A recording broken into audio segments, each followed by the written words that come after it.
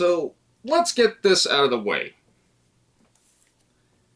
This rulebook is atrocious. It is a disjointed mess that looks like it makes sense. And I say that because if you look at it, you got your contents, you got your components, everything seems to be really well laid out. But by playing the game, we ran into a lot of issues that required us to go back and forth. There's no glossary, there's no index. The only thing you really have is this summary for things that don't really matter. And that sucks. This game has way too many weird, nonsensical rules of extending things and making it longer than just some common sense stuff. And it suffers from the problem that if you made something, you know all the answers. But if you're trying to explain those instructions and write them down as a coherent thought, it's a mess. And I know a lot of people think they're good at explaining things, me included. But I'm reminded of the old how to make a peanut butter and jelly sandwich test. Literally, you can go look up those videos on YouTube and you'll see what I'm talking about. This is a problem. And in general, like I've always said, any rule book that's almost 40 pages long has some problems. This is really about 30, but this is where it gets weird. We have this little guide system, which is organized in logical order. This is also another issue I have. The Barcus and Lofondo, these are add-ons. They're not really expansions. I would not call them expansions at all. What they are basically like random quests that happen on the path. You add these decks and you may or may not fight them. Kind of weird.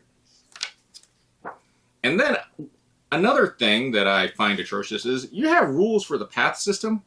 The timer on this is different than in the dungeon.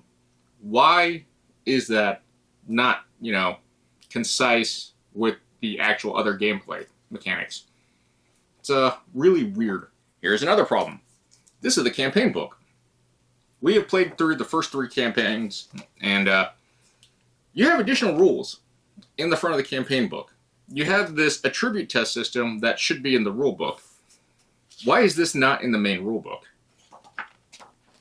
And then it just goes straight into a story, doesn't really explain anything. I guess there's nothing explaining you're hunting vampires. And this is fine. I actually like this system. It's logically laid out. It tells you what entries. It still has the problem one person reads and they're going to skip ahead and your eyes just wander like, this is pretty obvious. But I don't mind it. This is logical and it makes sense. The dungeon placement. I enjoy this. This is actually really nice. It has all the tiles, and the tiles are numbered. They're double-sided A and B. It tells you every component you need. But then it just says $250 here, and I'm kind of like, well, okay, is that a token we'll put on? No, there's no money tokens in this game. What is this? My assumption is it's a reward for completing it, but nothing clarifies it. And that goes back to how this rulebook is. There's a lot of stuff in here that's ambiguous and can be taken either way. Luckily, they released an FAQ, but it doesn't address a lot of the issues. Here, we have the characters. We have these stats pretty straight across, easy to figure out. I wish they actually wrote what it was instead of showing the iconography, because sometimes it is inconsiderate. It's like so inconsistent of it's written or it shows the icon. But the simplest system. Roll the dice, and, roll that many dice, and whatever number pops up, if it's equal or greater, you pass the test. Cool. Very simple. Health. Straight across. Very simple. This blood vial thing, this is actually you drinking a bunch of blood. If you drink too much, you take damage. So I guess we're vampires. They're hunting vampires. So we're Vampire Hunter D of some sort. This weight system. This tells you how many items you can carry, which is fine. I have no problem with that. But what they added weight to is what I have an issue with. Next, we have a built-in melee and a built-in range attack. I actually really like this system. This will tell you your range, this tells you your attack speed, and this tells you how much damage you're going to do. And then this color is you roll a blue die. It's pretty straightforward, and I'll get to how combat works, and this is one thing I really like about this system, but I do see issues with it. The range system. Range, you have to be one away. It's going to make noise. But it has a 3 speed, does 2 damage, and rolls a green die. That's actually a really cool system. And then we have what they call the Masser. This system is janky. And I understand why they did it, but it's a double-edged sword. Enemies have to have that much speed to hit you. So if they don't roll and they got 1 speed on their basic attack, but then they have to roll a die and they don't get the speed on, the attack completely misses. I think that's a really cool system. Problem is, all the hunters have like 1 or 2, and a lot of the enemies have 3 speed for their Masser. Then you're going to go compare your dodge results to cancel out their speed results, and whatever's left you can cancel hits. And then you're going to roll these 2 dice, and this is basically your armor modifiers plus dodge. I like this. It makes sense. It's a little convoluted because it tells you it wants you to do it in a certain order, but honestly, it doesn't matter. It makes no sense why they made that system. And there's a lot of things in this game that it wants you to track that don't actually affect mechanics of the game. They actually make it more frustrating. On the backside, we can turn into vampires. This is a really weird and terrible idea, I think. Mainly because when you're done becoming a vampire, the other enemies will not attack you. You can attack them still as a vampire. Okay, that seems kind of weird. You're going to get basically a compulsion that tells you to do certain things, but it doesn't kill you. Now, this was annoying because it was in the campaign and not in the main rulebook, because the main rule just tells you how to win, doesn't tell you how to lose. And the campaign book, when you're flipping through, reading everything, going around, things get lost. If everyone in your party becomes a vampire, you lose. But in the meantime, you're still helping your other teammates, but you're a vampire. And you can actually get blood transfusions at the church to not be a vampire. This idea doesn't work. It's bad.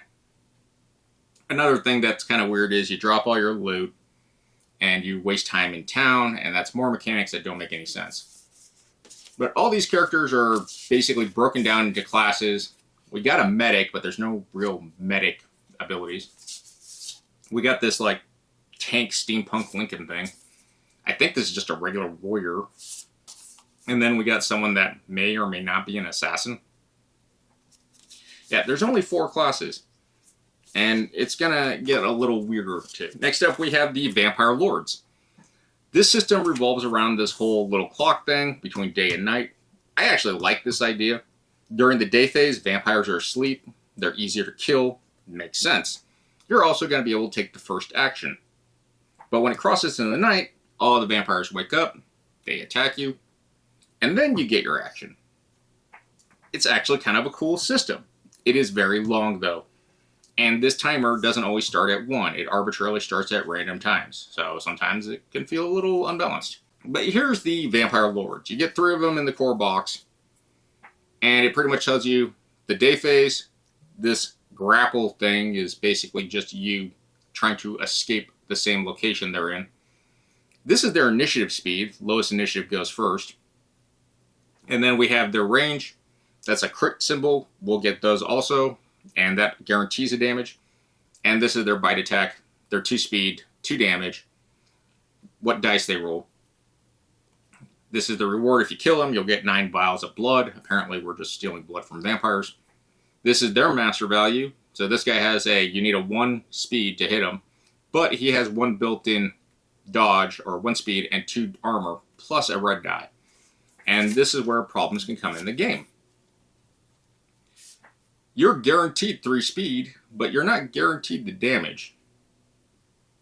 So that 1 damage is going to get blocked. If that green die rolls a hit, well, he has 2 armor, it blocks and cancels it. That's where one of the combat balancing problems lie. Another thing that's really weird is with the Vampire Lords, when you go into a night round, their stats barely change. And I mean barely. The only thing that changed was this grapple value. They're all like that. I don't understand why. It doesn't make sense to me why they did such a minor change. This board is a interesting system, but this board also reaffirms that this game was designed to have 4 players. And if you're playing with 1 player, you should control 4 characters. There is caveats to change player count, and it kind of messes with the scaling. So we did that, and we tried it. And this system is pretty straightforward. There's 4 cards for each of these numbers. You flip them over, depending on your player count, that's how many cards you add. So right here we have these decks, and like I said, there's 4 cards. They're all this way. You randomly draw one, and it's not going to get revealed until you actually attack the vampire, which seems kind of weird because some timing issues. You need to name the part that you want to damage, so not having this revealed kind of throws it off. But what these are basically attack modifiers. They add and make enemies a little bit more different. This is the starting health and location, and then once it gets to 0, this part is destroyed. They still get their normal attack and stuff. The variety, though, is the ability is kind of the same. It just changes health. I don't think this was well thought out. I like the idea, but it doesn't flow as well. It's just like the nighttime component to these guys. It doesn't really seem like it was well thought out. These boards, you notice this asterisk here. This is basically how it considers line of sight. If you can trace it through the dot without going through a wall or something, that makes sense. I like that.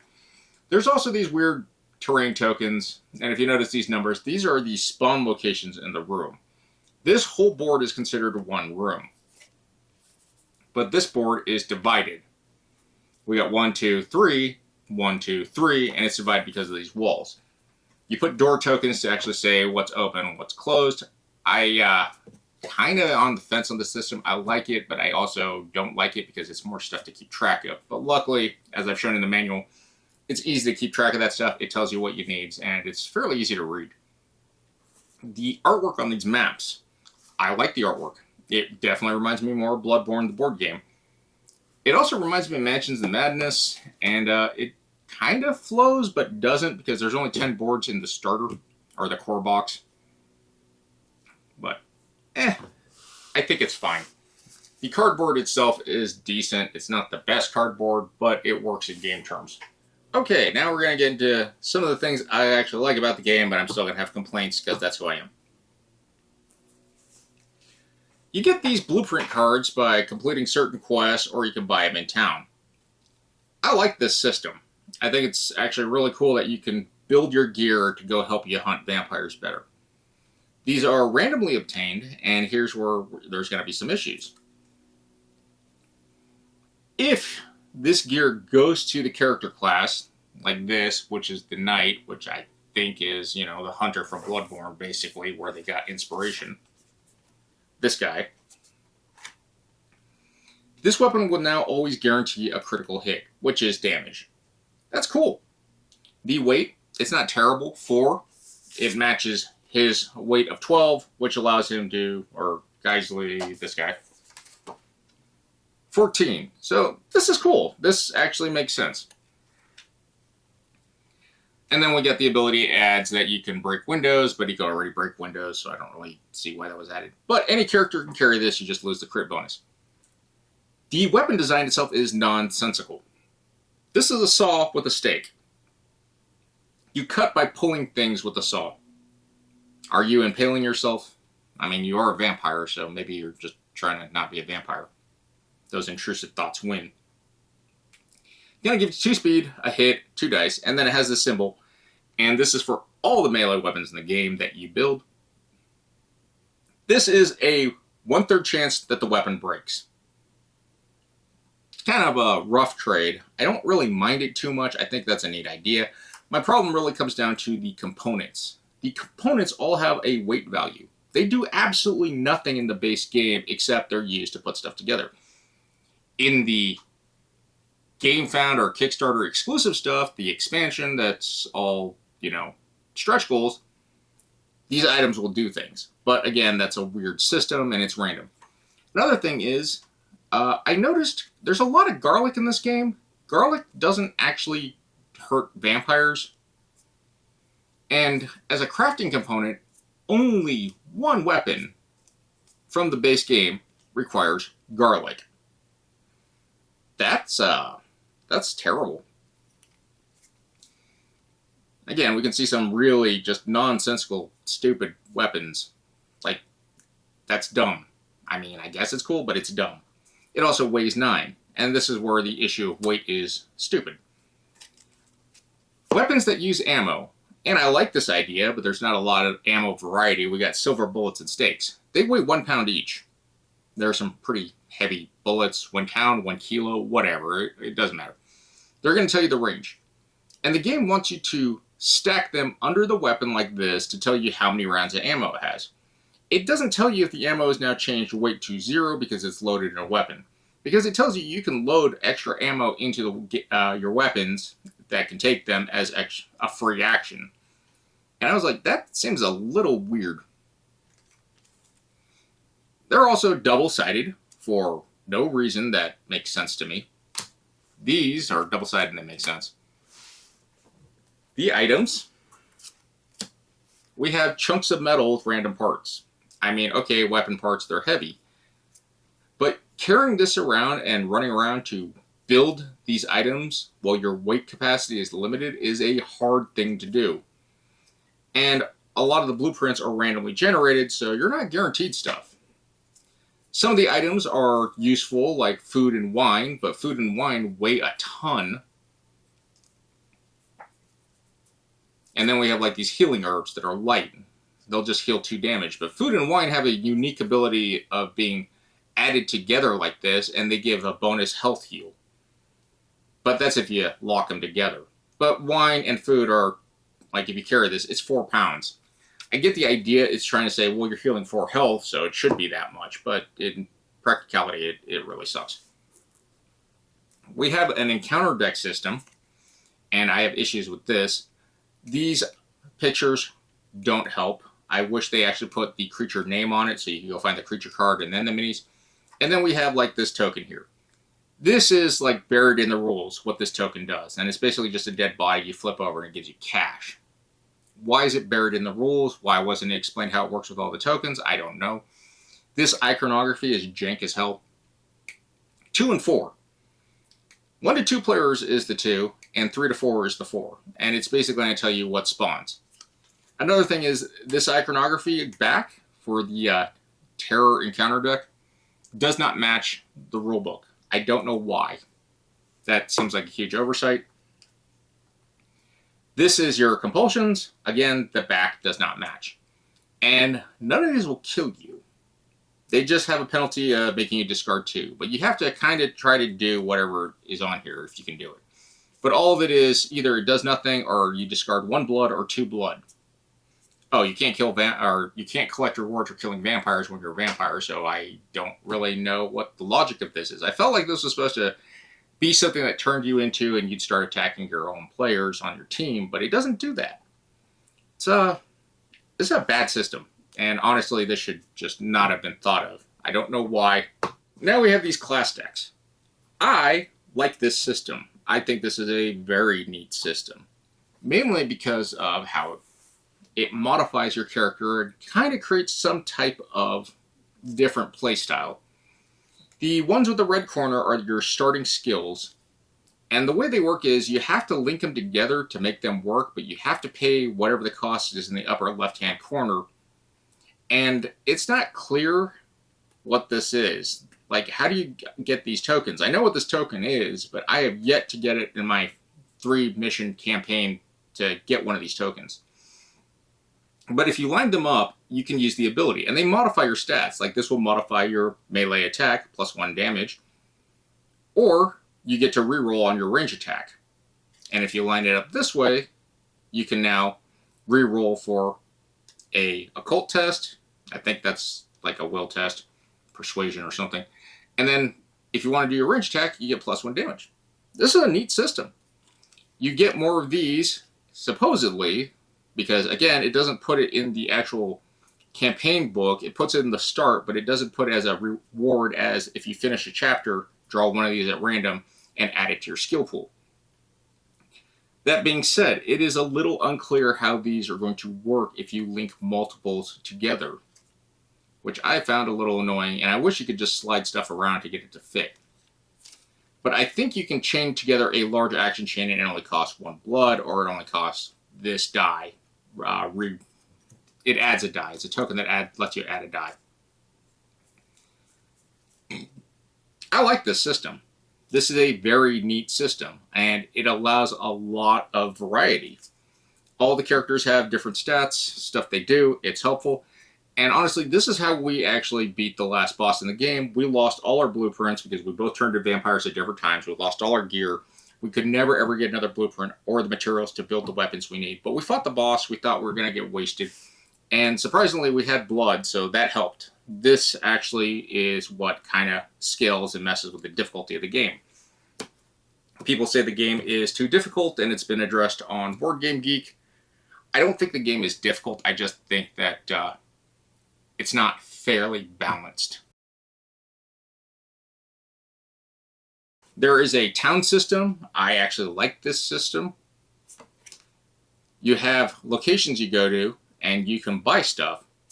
But every once in a while, a location, and I say that loosely, majority of the time you'll go to a location, it's going to have a little entry in a chapter thing that affects some gameplay choices. I thought this was a really cool idea. Every town feels a little bit different.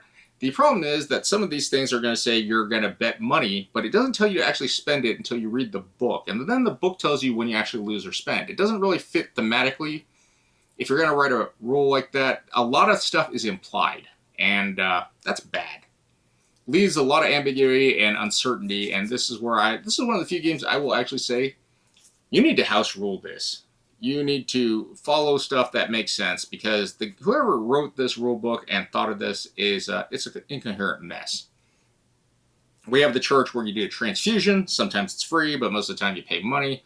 You basically lose a whole round in town. And this is another thing that came up in the FAQ, and it was kind of weird. What is the point of tracking in town? You're going to have X locations, and it doesn't matter. You can do everything in town, and it doesn't affect you. It doesn't even affect the timer of you going on to the next dungeon. It doesn't make sense why you even bother with the timer. Everyone can kind of agree to do what. It's just a bunch of busy work. Another thing that's really bad is when you have a bunch of locations, there's only like 8 of these item cards per an item. It's annoying to track and keep track of all that stuff when you get the whole town laid out. It sucks. This system is fine, but the way they implement it, I think, is very poorly done. You have the path cards, which is when you're traveling, you draw these randomly, bad things will happen. It's going to spawn a fight sometimes, or it does absolutely nothing, or you're going to do tests and you might get some cool loot, mainly blueprints. And I'm like, yeah, that's neat. But this path deck is huge, and this is where I say the add-ons, like the Bargus and the other stuff, Lofondo,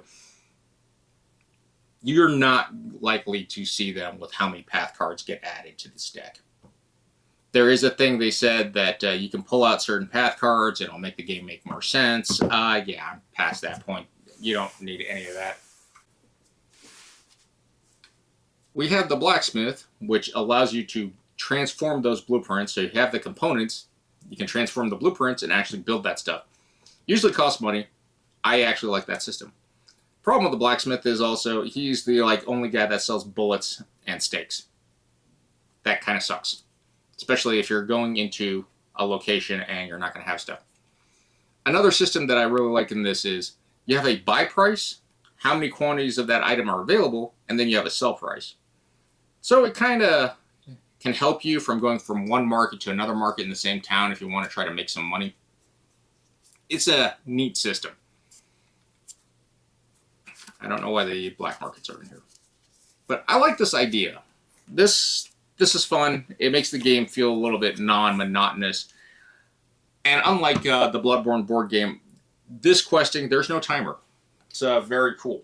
This is where I have a problem with Kickstarter games and mainly CMON and how they do things.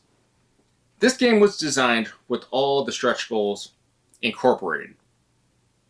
You're not going to be able to sell it at retail if you're doing this. And I bring this up as a critical thing. The Spikes and Fangs has a bunch of stuff in the main rulebook that refers to this expansion. We got a new storybook. Cool. One of the big problems I have is you gave us more characters, but you didn't give us a ratio that makes sense. We got 3 of these knight guys, 2 of these medic guys, 1 assassin, and 1 tank. That doesn't make sense with the scaling. You add another elder, whatever, that's fine. I don't care about that. And you add a bunch of monsters. Which, again, cool and fine. Issues I have is some of these characters are the tokens that they gave you for encounters for the path cards in the main game. Why did you do that? You should have just left these with the main game if you're going to do that. It breaks a lot of the flow. And then it's going to add these reward cards for those characters you kill.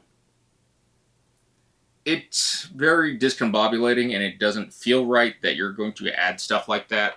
Another thing I forgot to mention was you didn't add any more upgrades, and these are the reward cards for these encounters. Now, if you kill them, you get these fixed rewards, and this is how you get this extra die token. You only added 2 blueprints, but you still didn't really add garlic. And then you added more of these combo cards, which I'm fine with, but you didn't add any more starter cards, which tells me you can't have multiple characters of the same class.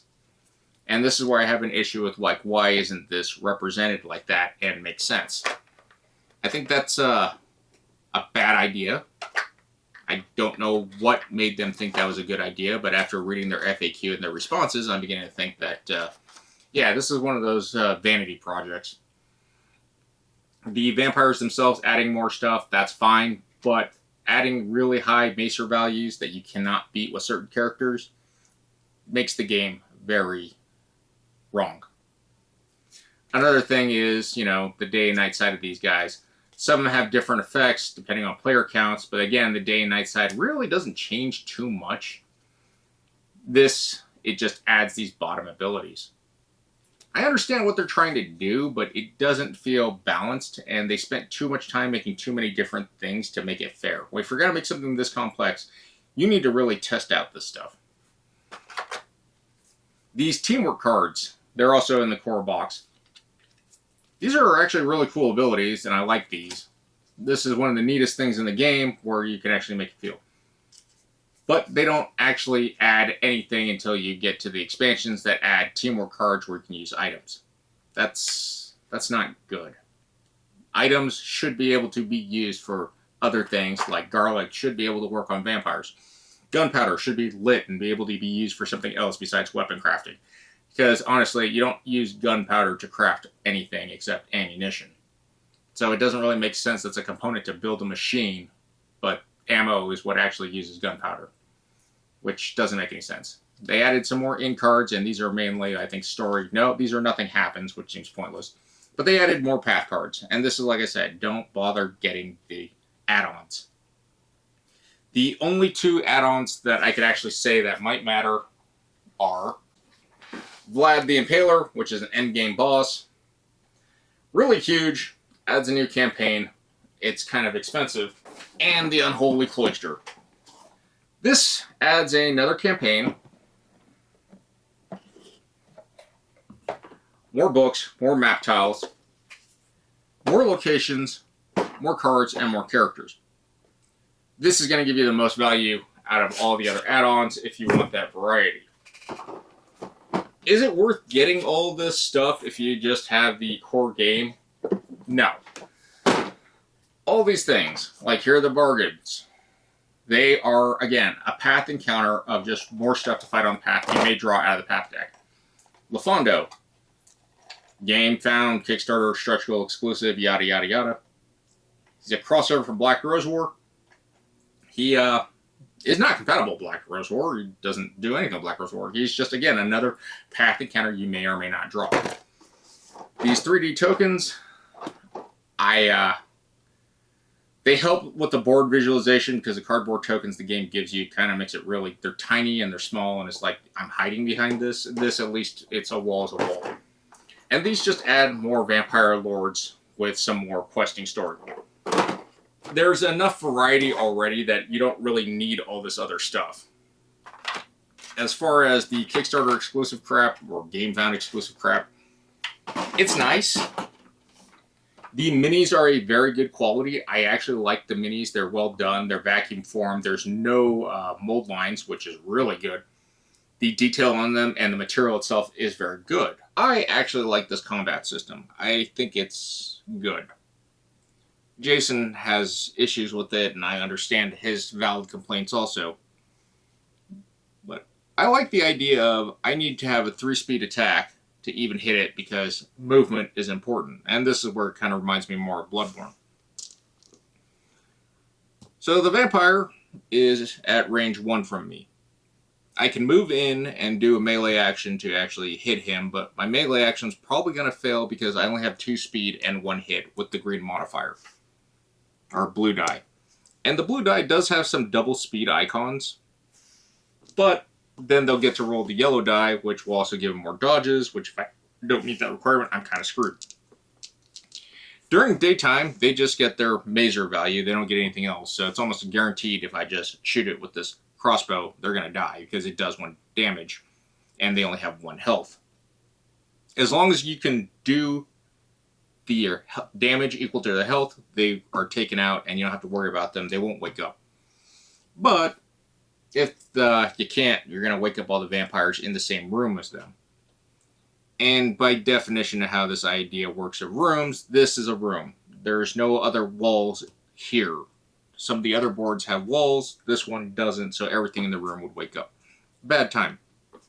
Another thing I could do, if it's daytime and the vampire's asleep, I can pretty much walk up to him, harpoon him, have Geppetto over here, rip them out, and they'll die in sunlight. You would think this is an attack, but it's not, and it kind of makes sense because you can only do it during the day and the vampires are asleep. Yeah, I guess they're easy to hit. But let's say it's nighttime and they're going to attack me, and what the vampire is going to do is, because they go to their night side, he has a 3-speed attack, does 1 damage, and it's a green and a blue. So he has to beat my value. My value is 2. He already meets that requirement. So he's going to roll this green and blue. And like I said, just for saving time, I'm just going to roll the 2 yellow dice. And now we compare it. So he's now getting 6 speed versus my 5 speed. So he's definitely going to hit me. So with that damage, luckily he didn't get any bonus attack damage. Or no, those are all damages. Yeah, the dice are a little hard to read at times. Anyways, so he meets the speed, but I cancel out his 3-speed attack, and I have these 2 dodges. So I can cancel out 1 of his damage, I can cancel out his other damage, and I'll take 2 hits. So I just take 2 damage.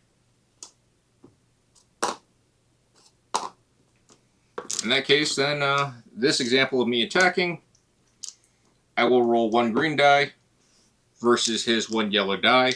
I meet the speed requirement of his 3 to my 3 speed, so we'll just roll the dice. He gets an evade, I get an extra damage, so now I'm doing 3 speed versus his 4 speed, but I'm doing 2 damage. He will cancel out 1 of my speeds, or his speed will cancel out my damage, that's fine, but I'll still get that 1 through and it kills him. And that's pretty much how the system works. Nothing in the game so far has required you to roll more than 2 of any die of any color. You have the breakage die, but the red die, the only benefit it really adds is it has a defense. But green is speed, mainly, not damage.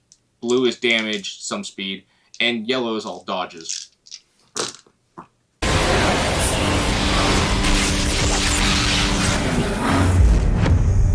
This is a very large game. This game is also like super late, took forever. I was pretty sure I was never going to get this. And I don't know what they were doing. 3.5 years of doing all this, maybe more because, getting the idea out.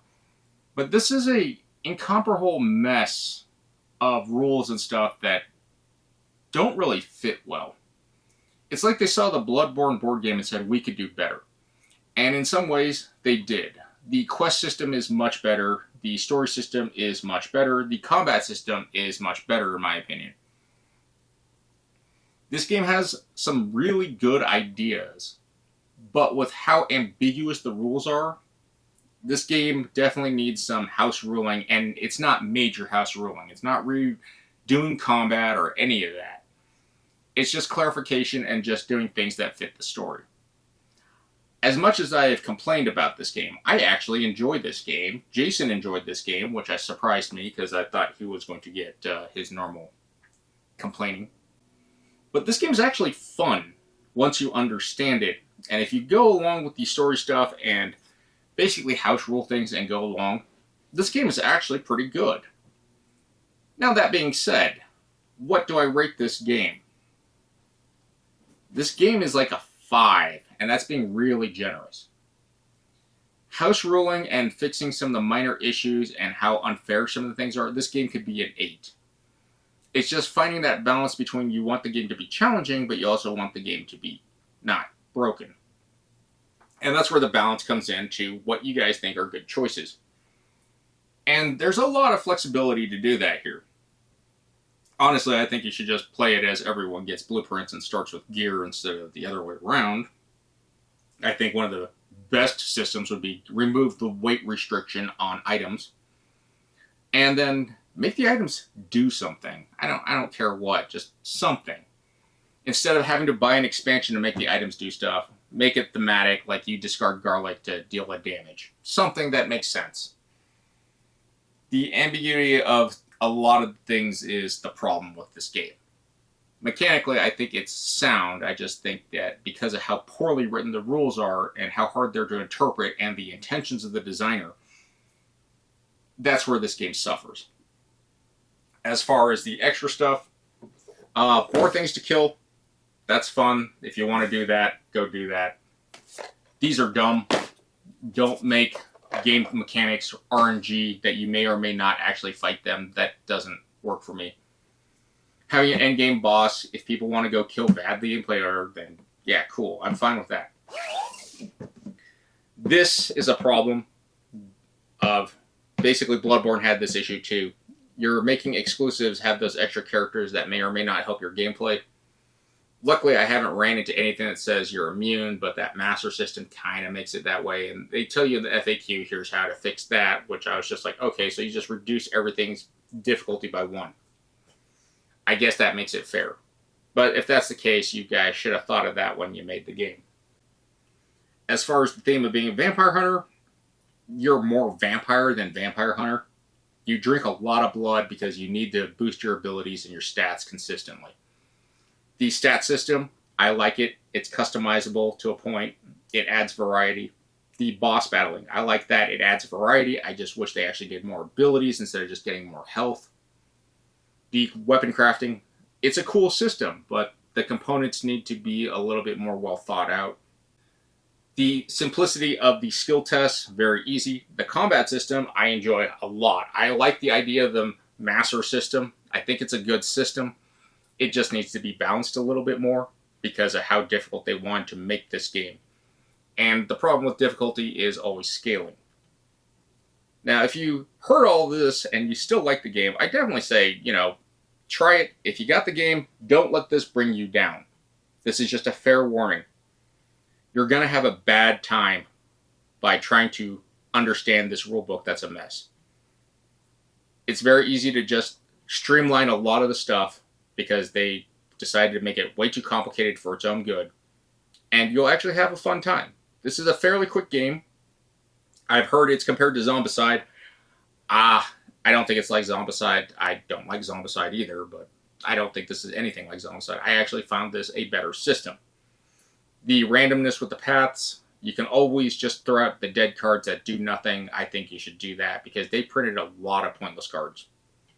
And honestly, it feels like they were just adding things for the sake of adding things.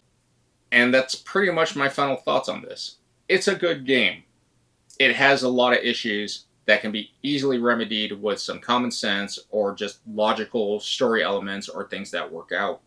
The mechanics and creativity, very good. And that's just what it is. This is their 3rd game. I don't think DG is a good board game maker. By your 3rd game, you should know better. But yeah, and that's pretty harsh for me to say because I haven't made anything. But take that criticism and learn from it.